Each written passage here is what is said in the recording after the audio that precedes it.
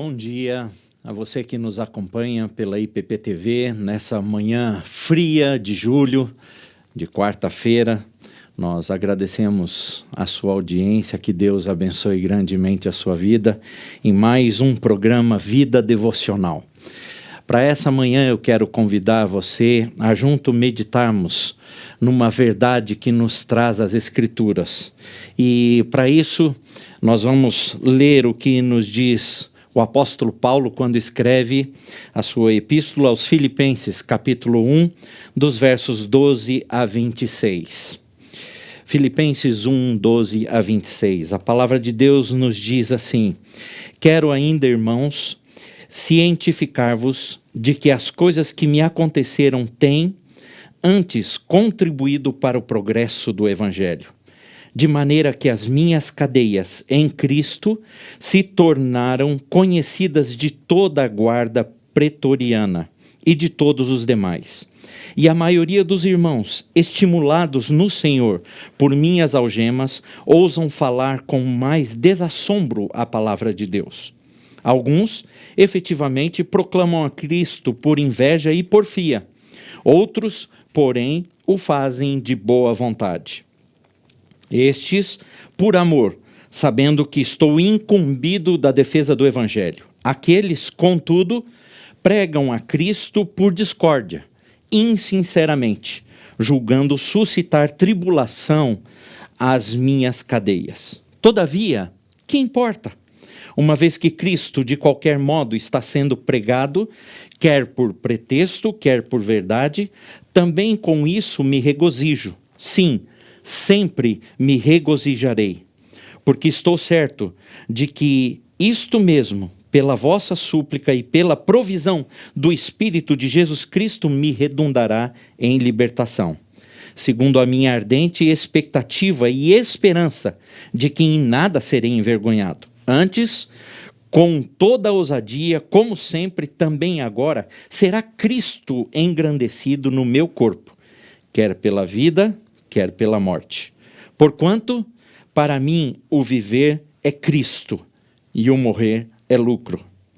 Entretanto, se o viver na carne traz fruto para o meu trabalho, já não sei o que hei de escolher. Ora, de um e de outro lado estou constrangido, tendo o desejo de partir e estar com Cristo, o que é incomparavelmente melhor. Mas, por vossa causa, é mais necessário permanecer na carne. E convencido disso, estou certo de que ficarei e permanecerei com todos vós para o vosso progresso e gozo da fé, a fim de que aumente, quanto a mim, o motivo de vos gloriardes em Cristo Jesus, pela minha presença de novo convosco. Meu querido, eu quero convidar você a, junto, orarmos nesse momento por iluminação e direção do Espírito de Deus, nessa meditação, nessa manhã. Pai amado, a Tua palavra está aberta. Obrigado, Senhor, pelas verdades expressas nessa santa palavra. Deus, que nessa manhã o Teu Espírito fale aos nossos corações. Nos ensine, Senhor, acerca de Ti mesmo, acerca dessa fé maravilhosa, dessa confiança que o apóstolo Paulo demonstra quando escreve esse texto. Pai, que nós também possamos ser desafiados pelo Senhor a permanecermos firmes e confiantes na Tua provisão, no Teu cuidado e, acima de tudo, obedientes ao Senhor na proclamação do Evangelho. É o que nós pedimos e agradecemos em nome de Jesus. Amém. Quero compartilhar com você o seguinte tema: uma firme confiança. Em tempos que vivemos, em meio à pandemia, em meio a todo o caos político, econômico que nos envolve, não só a sociedade brasileira, mas o mundo todo, nós precisamos de uma palavra de confiança, uma palavra que nos leve a entender que Deus tem cuidado de nós, e não somente que Ele tem cuidado de nós, mas tem nos desafiado a vivermos firmemente na expectativa e no desafio de pregarmos o Evangelho, de termos uma boa nova, de termos e expressarmos através da nossa vida e das nossas palavras boas notícias. Paulo, quando está escrevendo esse texto, está escrevendo para a igreja formada na cidade de Filipos, aos filipenses. E Paulo, quando escreve aos filipenses, ele expressa de forma geral nessa epístola a sua alegria. É uma carta conhecida como a carta da alegria. Diferentemente de outras cartas a essa igreja, Paulo vai tecer recomendações demonstrando um cuidado especial para com aqueles irmãos.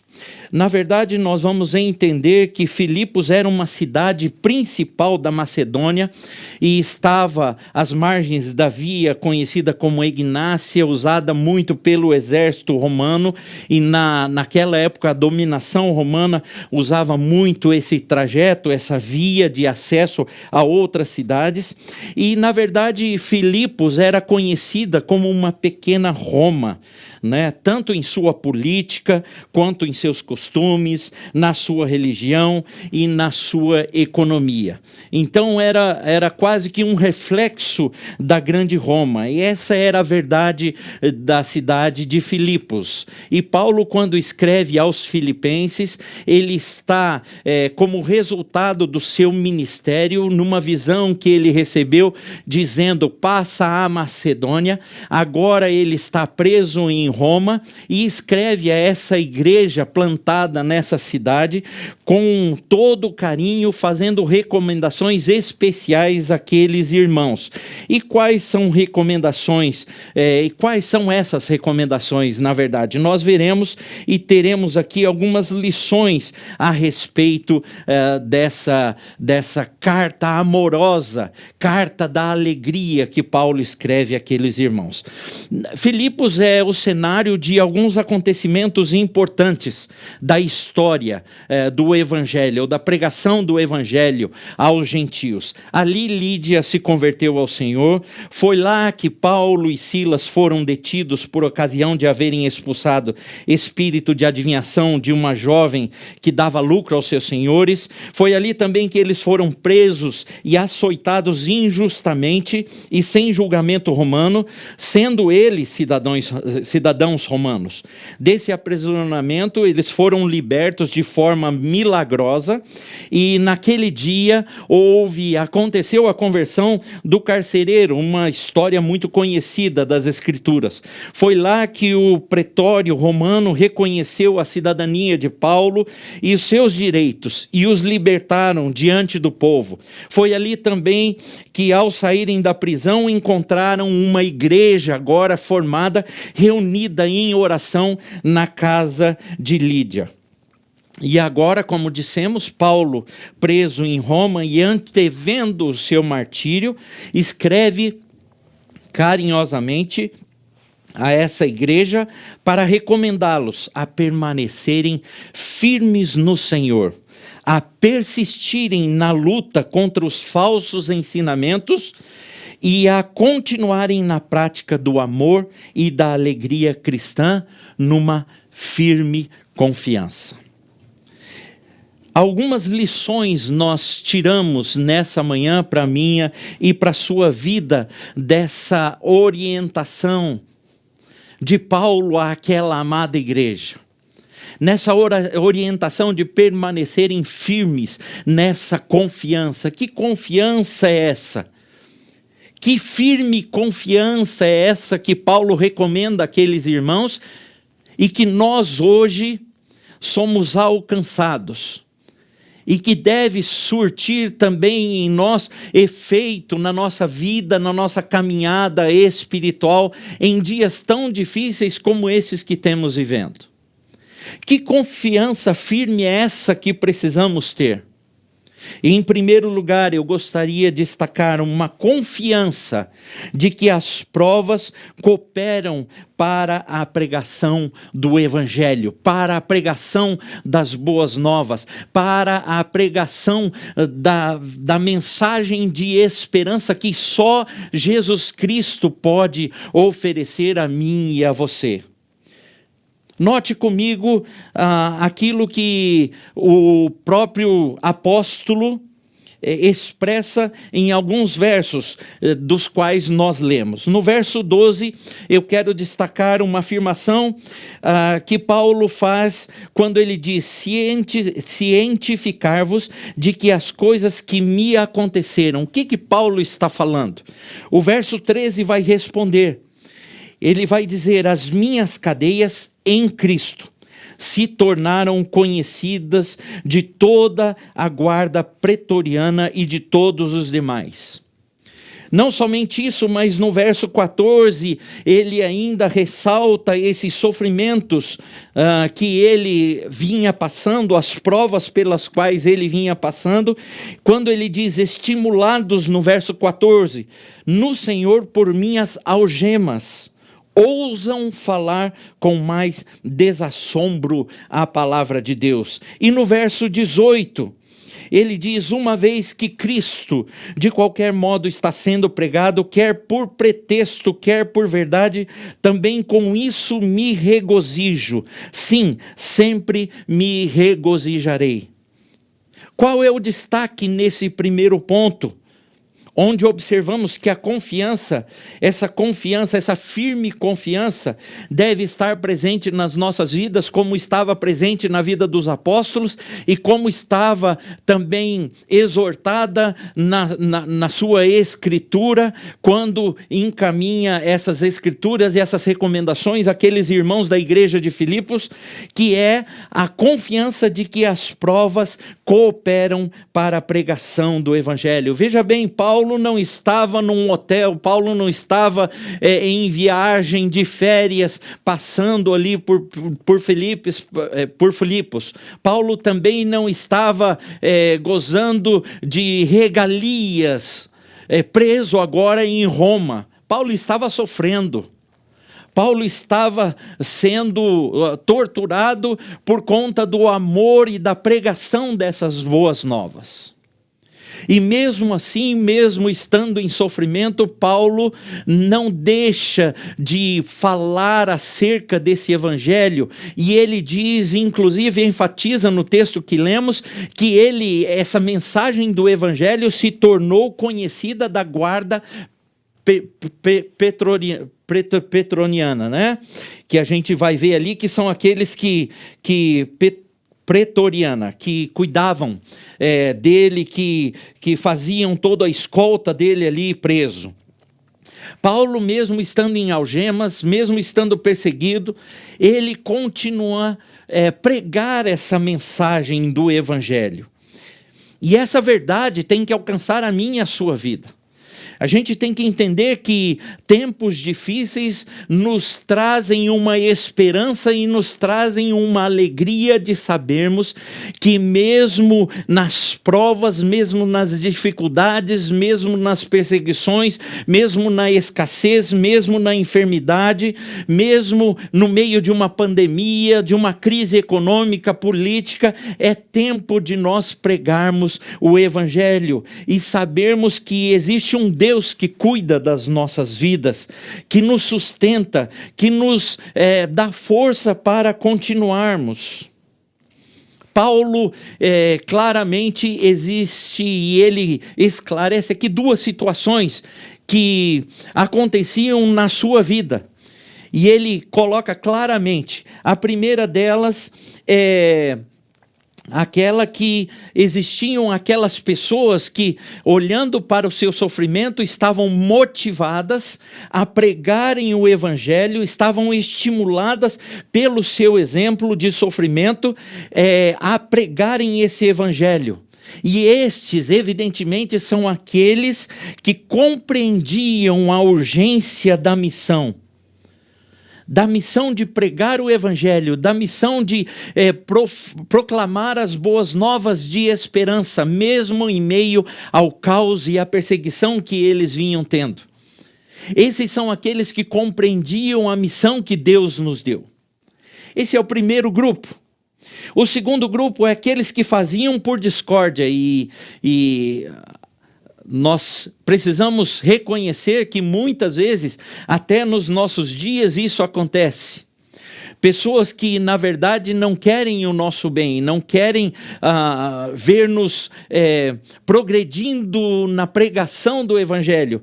E eles mesmo, na intenção de prejudicarem isso, essa pregação, fazem um trabalho ao contrário, tentando nos prejudicar. E isso acontecia com Paulo. Aqueles que o faziam por discórdia, com a finalidade de suscitar problemas para os apóstolos diante dos cidadãos romanos e dentro da própria igreja. É interessante a gente entender que a cidade de Filipos, até Atos 16, vai abordar de certa forma isso, quando fala que Paulo e Silas se dirigiram ao lugar de oração e encontraram ali algumas mulheres. Provavelmente na cidade de Filipos não existiam tantos judeus. E realmente a intenção e o propósito da pregação de Paulo nessa viagem é estender o evangelho das boas novas aos gentios. E aquela cidade de Filipos, sendo uma representação exata do Império Romano, certamente ela era envolvida nas crenças, na política, na cultura romana. Numa cultura politeísta, numa cultura e num contexto de perseguição aos cristãos. E é essa a verdade. Agora, Paulo tem dentro da sua realidade, ele escreve àqueles irmãos, pessoas que, evidentemente, por conta da sua vida, pregam o evangelho para que esse evangelho alcance pessoas que estavam perdidas, e outro grupo de pessoas que prega o evangelho exatamente para suscitar, para provocar problemas àqueles que estavam nessa missão de propagar as boas novas. A confiança, porém, de Paulo vai além destas questões. O foco do apóstolo está exatamente na pregação e na expansão do Evangelho de Jesus Cristo. Por isso, ele tinha certeza que essa confiança, essa firme confiança que nós encontramos nesse texto, ela usa das provas, ela utiliza da perseguição, das provas que nos advêm, para que esse evangelho da esperança seja proclamado. Isso não acontecia só na vida do apóstolo, deve acontecer na minha e na sua vida. Passar por momentos difíceis não significa que devemos desistir. Passar por momentos difíceis deve nos apontar para uma esperança de que nós, em Cristo Jesus, através dessa mensagem salvadora que nos alcançou, também sejamos proclamadores dessa mesma verdade a outros. Um segundo ponto é que a confiança, essa firme confiança, ela significa que a confiança de que a vida ou a morte não mudam em a relação ou a nossa relação ou em relação à nossa comunhão com Cristo Jesus. Paulo vivia isso. Observe comigo os versos 20 a 23. No verso 20, Paulo destaca o seguinte: será Cristo engrandecido no meu corpo, quer pela vida ou quer pela morte. Para o verdadeiro cristão já não há mais diferença entre estar vivo e estar morto, contanto que a mensagem do Evangelho, contanto que a pessoa de Jesus Cristo seja proclamada, seja vivenciada, seja refletida na vida de uma pessoa. E no verso 21, Um verso que é icônico e a gente conhece muito esse verso: porquanto para mim o viver é Cristo e o morrer é lucro. Ô meu irmão, minha irmã, ou aquele que nos assiste nessa manhã, esse deve ser a maior alegria que um crente, que um cristão, que um alcançado pelas boas novas do Evangelho deve ter. Para mim, o viver é Cristo. Ter essa confiança de que a vida ou a morte não mudam a nossa relação com Jesus Cristo faz toda a diferença na vida do apóstolo, na vida daqueles irmãos a quem ele escreve e na minha e na sua vida nos dias de hoje. Verso 22, ele diz: se o viver na carne traz fruto para o meu trabalho, já não sei o que hei de escolher. Ora, de um lado, verso 23, e do outro lado, estou constrangido, tendo o desejo de partir e estar com Cristo, o que é incomparavelmente melhor. Esse é um texto que deixa claro as prioridades do apóstolo. Não somente as prioridades do próprio apóstolo, mas também as prioridades àqueles cristãos a quem ele escreve. Imagina que essa carta e essa recomendação nos alcançou nos dias de hoje, alcançou a igreja do Senhor, está registrado na palavra de Deus como verdade absoluta para mim e para a sua vida. Meu querido irmão, minha querida irmã, meu querido que nos assiste nessa manhã, nós precisamos desenvolver em nossa vida essa confiança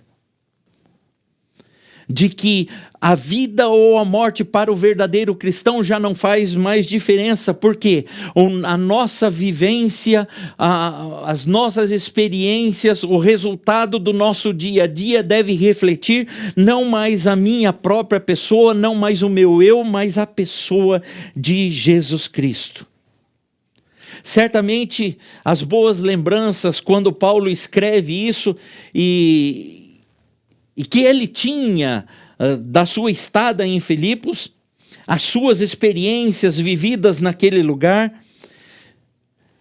transbordam do seu coração em forma de alegria, a alegria da salvação que ele mesmo experimentara e que ele compartilhara naquela cidade. E essa esperança dada por Jesus, ela é compartilhada aos seus verdadeiros discípulos. Paulo já não valoriza os prazeres desse mundo. Carson, um comentarista cristão da palavra de Deus, ele tem uma percepção a respeito do que Paulo diz nesses versos que vão do verso 20 ao 23. E ele diz assim: prosseguir vivendo nesse mundo significa desfrutar do próprio Cristo e labutar proficuamente no serviço do Mestre.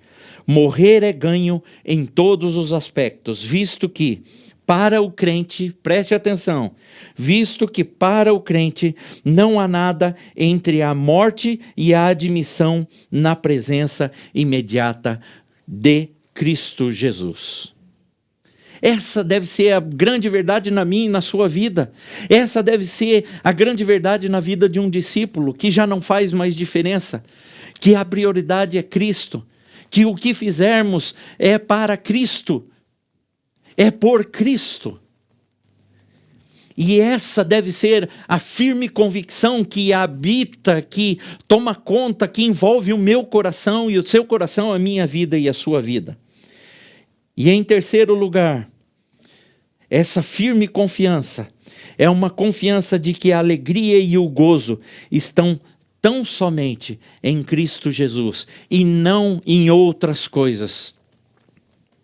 A minha alegria e a sua alegria deve representar aquilo que Paulo sentia, preso lá em Roma, escrevendo aqueles irmãos, sofrendo por Jesus Cristo, ele ainda encontrava motivo de alegria e de gozo. Porque a sua visão, a sua expectativa, o seu coração estava colocado em Jesus Cristo. Isso está expresso no verso 26. a fim de que aumente, quanto a mim, o motivo de vos gloriardes em Cristo Jesus. Paulo está dizendo: olhem para mim, olhem para o meu sofrimento, olhem para minhas prioridades, onde eu tenho colocado a minha alegria, e que vocês também vos gloriem nessa alegria que está em Cristo Jesus. Essa alegria e gozo proposta pelo apóstolo não necessariamente significam a alegria e o gozo que o mundo nos dá, que o mundo nos oferece. Esse gozo em Cristo pressupõe a dignidade, a satisfação do dever cumprido, da missão dada pelo próprio Jesus a nós como sua igreja. A alegria de satisfazer aquele que nos arregimentou, conforme 2 Timóteo 2,4 nos fala: nenhum soldado em serviço se envolve em negócios dessa vida, porque o seu objetivo é satisfazer aquele que o arregimentou. Meu irmão, meu irmão, minha irmã, essa deve ser a nossa expectativa. Esse deve ser o nosso desejo. Satisfazer aquele que nos alcançou. Nós não merecíamos, eu e você não merecíamos a graça de Deus, mas Ele olhou para nós com favor e alcançou a sua vida e a minha vida. E agora o nosso objetivo deve ser agradecer a este Senhor que nos alcançou. Esse privilégio que nós temos de pertencer ao reino celestial. 3 aspectos rapidamente precisam ser considerados. Um verdadeiro cidadão do céu é firme na fé. 1 Coríntios 16, 13 e 14 nos diz: sede vigilantes, permaneceis firmes na fé, portai-vos varonilmente, fortalecei-vos, todos os vossos atos sejam feitos com amor.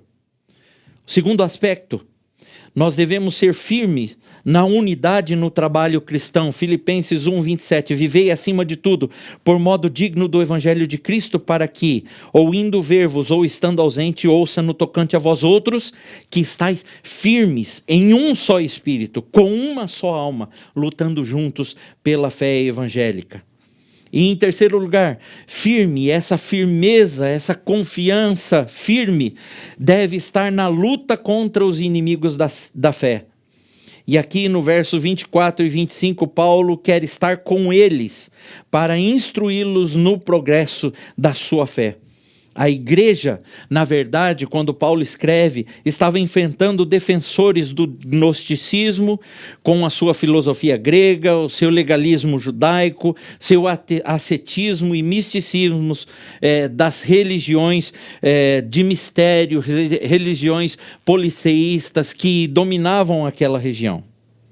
Meu irmão e minha irmã, nada pode substituir a verdade da palavra de Deus em sua totalidade. Somente Jesus Cristo é autor e consumador da verdadeira fé. Como aplicamos essas verdades, então, a minha e a sua vida nessa manhã? Para encerrarmos, eu e você somos chamados a compreender que se estamos em Cristo Jesus, não importa a situação, perseguidos ou livres, ricos ou pobres, sãos ou em um leito de enfermidade, nosso propósito deve ser o de fazer o Senhor conhecido, vivenciar as verdades das boas novas. Essas situações de adversidade que passamos não devem abalar a nossa fé e o nosso relacionamento com Jesus. E nós precisamos estar certos que somente nele encontramos firmeza, unidade e apoio, como irmãos, e acima de tudo, a assistência do poder dado por Deus para lutar contra os inimigos da nossa fé. Esta é a firme confiança que eu e você devemos ter. Que o Senhor, em sua infinita graça e sabedoria, nos conduza a esta firme confiança. Que Deus abençoe a sua palavra. Vamos orar?